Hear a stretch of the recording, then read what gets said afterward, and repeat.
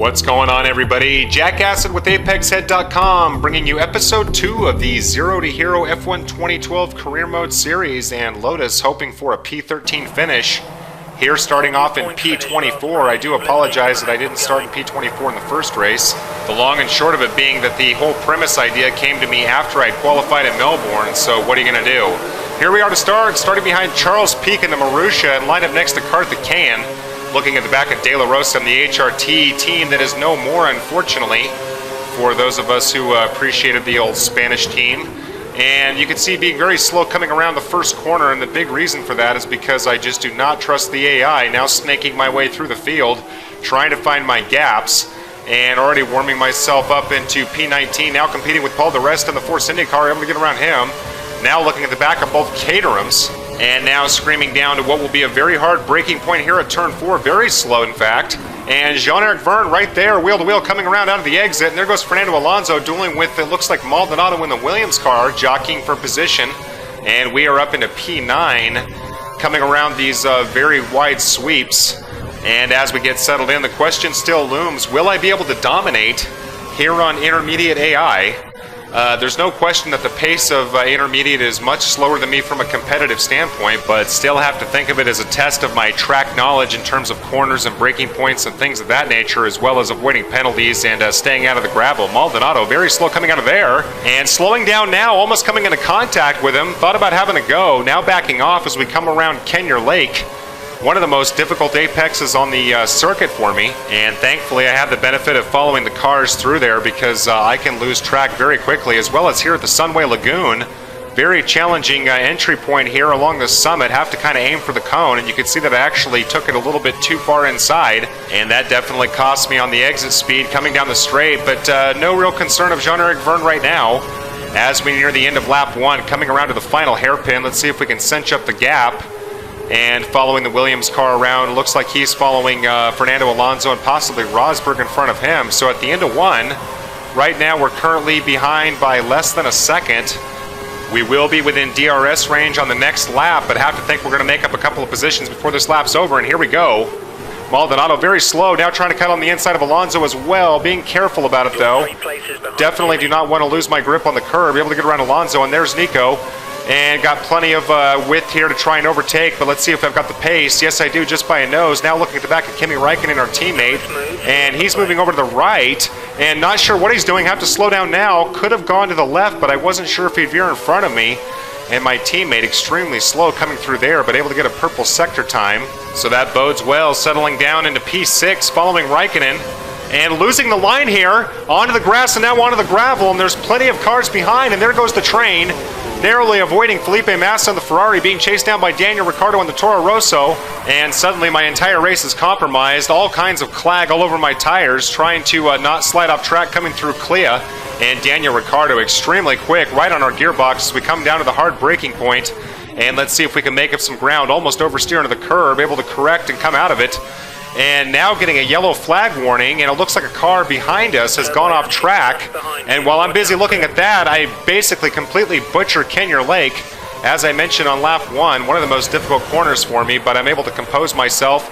Now chasing down everyone coming around the final corner, and there's some kind of entanglement up ahead. Looks like Sergio Perez and Felipe Massa came into contact with one another, and perhaps a recent patch accounting for Sergio Perez's aggressive behavior. He is a good driver, but man, he takes a lot of chances. Now 3 cars wide up ahead, Massa wavering now, and able to pull ahead of the first 3 cars there, and now chasing down Jenson Button coming around the first corner.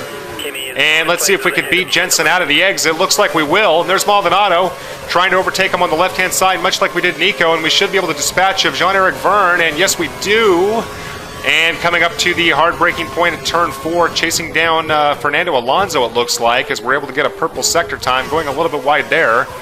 And suddenly my mistake, not seeming too bad, still riding P7 here in lap 4, coming around the exact same corner. And you can see that right now trailing by 4.2 seconds, but now chasing down Kimi, coming up to turn 4 yet again here in lap 5, and trimming off all kinds of time with our purple sector time, finally able to get around Kimi. A long while after lap 1 when we tried to overtake him at the same corner and almost came into the back of him. So now trying to chase down Alonso still and losing it here at Sunway. So on the 2 corners that I mentioned I have problems with, there you have it. all kinds of issues, and somehow Raikkonen not able to get ahead of us. And fortunately his pace falling off now as we come down the main straight, so disaster averted. Fortunately, plenty of runoff. And as you can see, I've overtaken Fernando Alonso, but now he's going into pit as well as Raikkonen. It looks like Sebastian Vettel is as well. And so that's going to catapult us up to P3, it looks like, chasing down Lewis Hamilton and Michael Schumacher. So now coming to the end of lap 7. And if it isn't obvious to you now, I started off on the prime tires when planning on running options late. Since we did have a dry race, wanted to try this strategy. Looks like we're going to be able to get up into P1 here at the start of lap 8, and that means we want to go as fast as we can. We are scheduled to pit at the end, as we're doing now, and probably will not. In fact, I can see the other cars coming down the back straight. There's no way that I'll be able to come out in P1, but that should be okay. Plenty of time to go here in the race. The only question is how many spots will I lose, as it looks like Lewis Hamilton and Schumacher coming down. And here comes Hamilton, and there goes Schumacher. Team able to get us out in 3.642, so not a great stop. Changing our fuel mix back as we come out. Looks like we're going to get beat by Webber as well.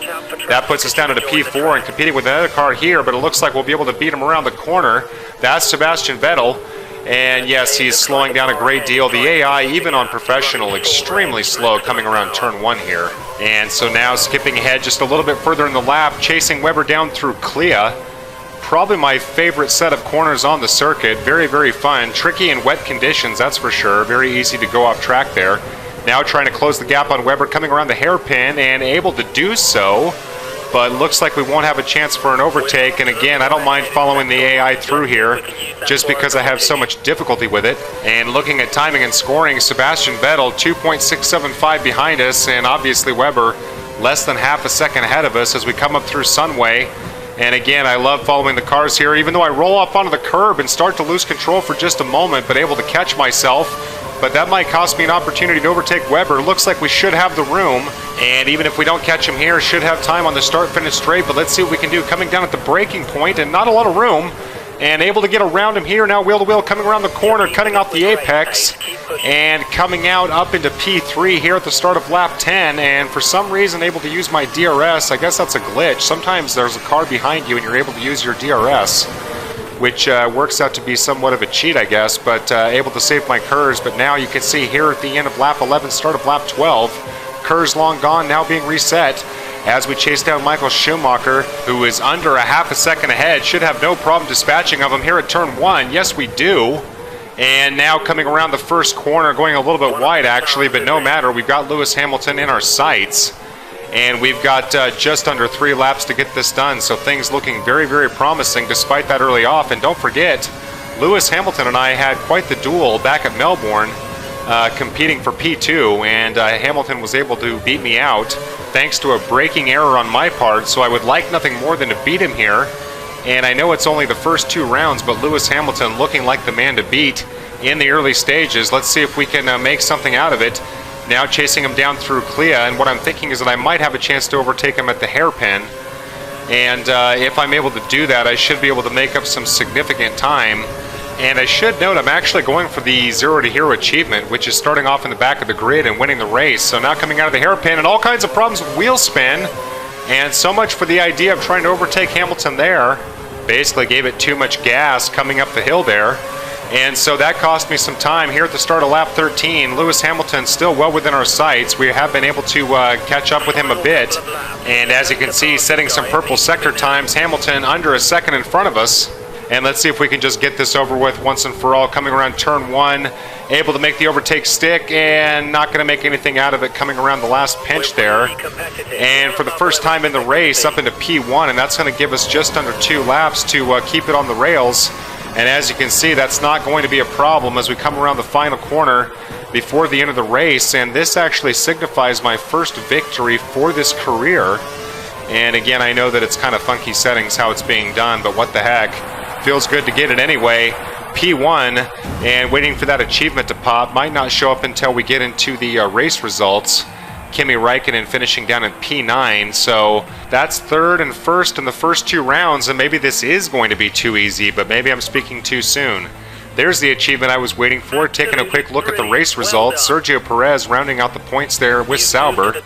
And taking a look at the Drivers' Championship, and I've shot 3 points ahead of Mark Webber with 37 points, and Lewis Hamilton right behind him with 36. So only 4 points separating the top 3 drivers, but only through 2 rounds. Haven't seen this sequence before, at least not in career mode.